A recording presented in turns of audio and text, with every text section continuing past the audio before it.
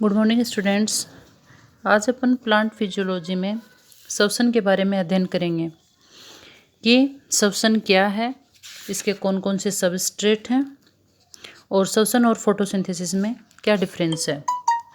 जैसा कि अपन ने पिछले वीडियो में फोटोसिंथेसिस के बारे में अध्ययन किया कि फोटोसिंथेसिस कहाँ होता है, क्या प्रक्रिया फोटोसिंथेसिस की, तो आज अपन उसका दोनों का आपस में डिफरेंस भी पढ़ेंगे। तो रेस्पिरेशन या श्वसन क्या होता है, तो ऑक्सीजन की उपस्थिति अथवा अनुपस्थिति में, मतलब ऑक्सीजन की उपस्थिति जरूरी नहीं है, उसकी अब्सेंस में भी हो सकता है। कुछ जटिल जो कार्बनिक पदार्थ हैं उनका ऑक्सीकरण होता है और ऊर्जा की विमुक्ति होती है, इसे ही श्वसन कहते हैं। तो श्वसन क्या है, जिसमें एनर्जी निकलेगी। वो जो ऊर्जा है वो एटीपी के रूप में निकलती है। ग्लूकोज जैसे अपन देखें कि अगर 1 ग्राम ग्लूकोज का ऑक्सीकरण करें तो CO2 और जल कुछ सरल कार्बनिक पदार्थ बनते हैं और साथ में 686 किलो कैलोरी है वो ऊर्जा एटीपी के रूप में निकलती है। तो इसमें उस श्वसन की कुछ जैसे घटनाएं हैं जिसमें श्वसन के अंदर कुछ प्रमुख घटनाएं संपन्न होती हैं, जैसे कि ऑक्सीजन का ग्रहण होता है, जटिल कार्बनिक पदार्थ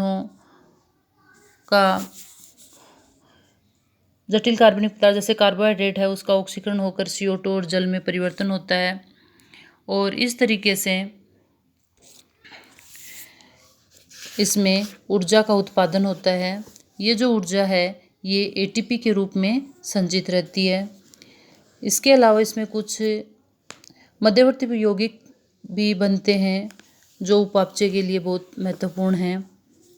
इसके अतिरिक्त इसमें CO2 का विमोचन होता है और जल का कोशिकीय घटक बनता है। इस क्रिया में क्या होता है, प्लांट का जो ड्राई वेट है वो कम होता है, क्योंकि यहाँ पे भोज्य पदार्थ है उनका लगातार ऑक्सीकरण होता जाता है। विघटन की प्रक्रिया एक तरह से ये कैटाबोलिक प्रक्रिया है, तो प्लांट के शुष्क भाग में हमेशा ड्राई वेट में कमी आती जाती है। अब जो श्वसन है उसका वो प्रकाश संश्लेषण से कुछ भिन्न भी है।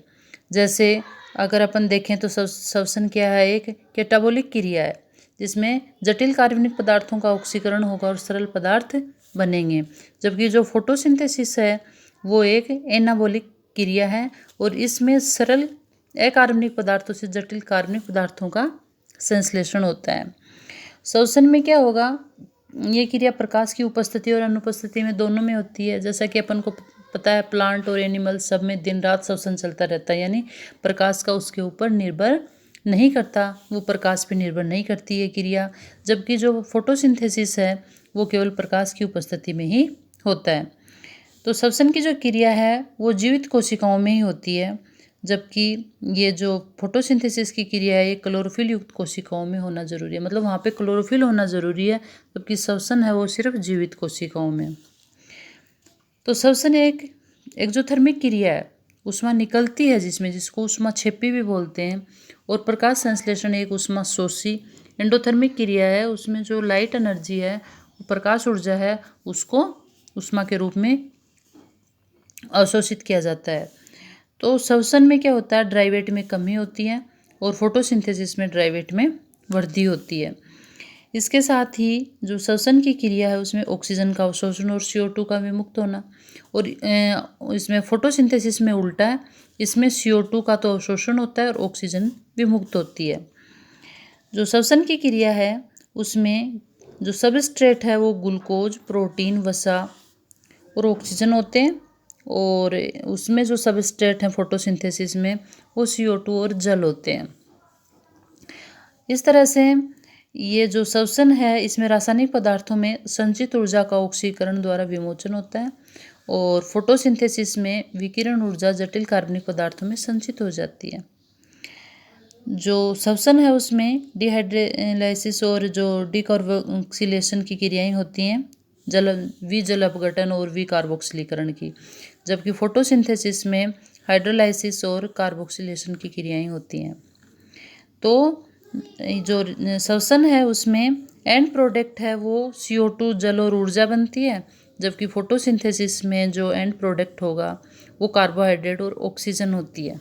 तो एक तरह से देखा जाए तो श्वसन और फोटोसिंथेसिस जो हैं दोनों एक दूसरे के उल्टे हैं। तो श्वसन के अंदर लास्ट में क्या होगा कि जो ऊर्जा निकलेगी वो 38 एटीपी का निर्माण करती है, जिसको 686 किलो कैलोरी अपन एनर्जी करते हैं, वो 38 एटीपी का निर्माण करती है।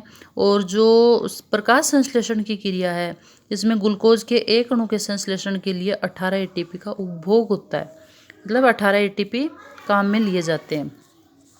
तो ये कुछ डिफरेंस हैं जिसमें श्वसन और प्रकाश संश्लेषण में अपन डिफरेंस करके दोनों में अंतर से अपन इनको समझने में हेल्प मिल सकती है, कि दोनों को समझने में कि ये किस तरह से भिन्न है, कौन कौन सी ये क्रियाएं हैं, कहाँ होती हैं। अब है अपने कुछ श्वसन के क्रियाधार हैं जिनको काम में लेकर श्वसन की क्रिया स्टार्ट होती है और उनसे ही एनर्जी बनती है। तो ये जो क्रियाधार हैं, ये सेल्स के अंदर जैसे कार्बोहाइड्रेट है, फैट है, ऑर्गेनिक एसिड है, प्रोटीन्स है, ये क्रियाधार के रूप में काम में लिए जाते हैं। तो अपन इनमें एक एक करके इनका अध्ययन करेंगे।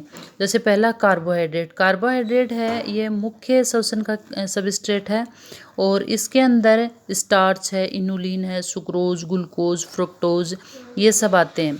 तो जटिल कार्बोहाइड्रेट का संश्लेषण जो जटिल कार्बोहाइड्रेट का सर्वप्रथम हेक्सोज शर्करा में अपघटन होता है और हेक्सोज शर्करा सबस्ट्रेट के रूप में प्रयुक्त की जाती है।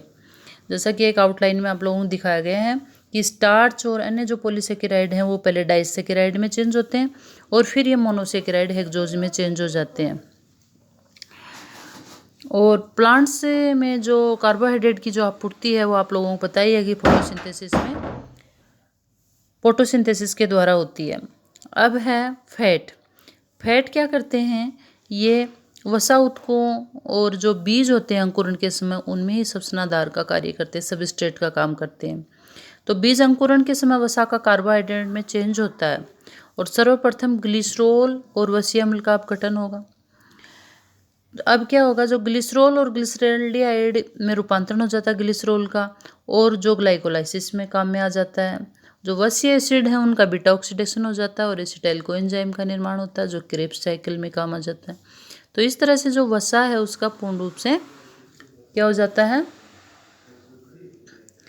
श्वसनाधार के रूप में काम में आके जो श्वसन में दूसरे जो यौगिक हैं उनमें अपघटन हो जाता है और उससे वो पूरे श्वसन में जो मध्यवर्ती पदार्थ बनते हैं वो काम में आते हैं। जैसे आउटलाइन के द्वारा नीचे दिखाया गया कि वसा है वो वसीय अम्ल और ग्लिसरॉल में टूटेगी, तो वसीय अम्ल का तो बीटा ऑक्सीडेशन हो जाएगा और एसिटाइल कोएंजाइम ये बनेगा जो क्रेब्स साइकिल में काम आएगा। आगे अपन पढ़ेंगे क्रेब्स साइकिल के बारे में। और जो ग्लिसरॉल है उसका अल्फा ग्लिसरोफॉस्फेट में चेंज हो जाएगा, उसने ग्लिसरॉल्डिहाइड बन जाएगा और वो ग्लाइकोलाइसिस में प्रवेश कर जाएगा। तो इस तरीके से जो वसा है उसका ऑक्सीकरण होता है। अब कुछ हैं कार्बनिक यौगिक हैं, जैसे क्रोसुलिएशियन जो प्लांट हैं उनमें कार्बनिक अम्ल हैं वो ही श्वसनाधार का काम करते हैं। इसमें कार्बोहाइड्रेट के ऑक्सीकरण इस प्रकार होता है कि जैसे नीचे डायग्राम वो आउटलाइन में दिखाया गया है कि जो कार्बनिक अम्ल होते हैं वो ऑक्सीजन से संयोग करके मेलिक एसिड है, सिट्रिक एसिड है, इस तरह के यौगिक बनाते हैं। अब है प्रोटीन। प्रोटीन क्या होता है, प्रोटीन युक्त जो बीज होते हैं उनमें अंकुरण के समय ये सबस्ट्रेट का कार्य करते हैं प्रोटीन। तो प्रोटीन में सर्वप्रथम एमिनो अम्ल में अपघटन होता है प्रोटीन का, क्योंकि प्रोटीन बनते किससे हैं, एमिनो अम्लों से ही बनते हैं। और एमिनो अम्लों के डीएमिनेशन से कार्बनिक अम्लों का निर्माण होता है और ये जो कार्बनिक अम्ल हैं ये क्रेब्स साइकिल में प्रवेश कर जाते हैं।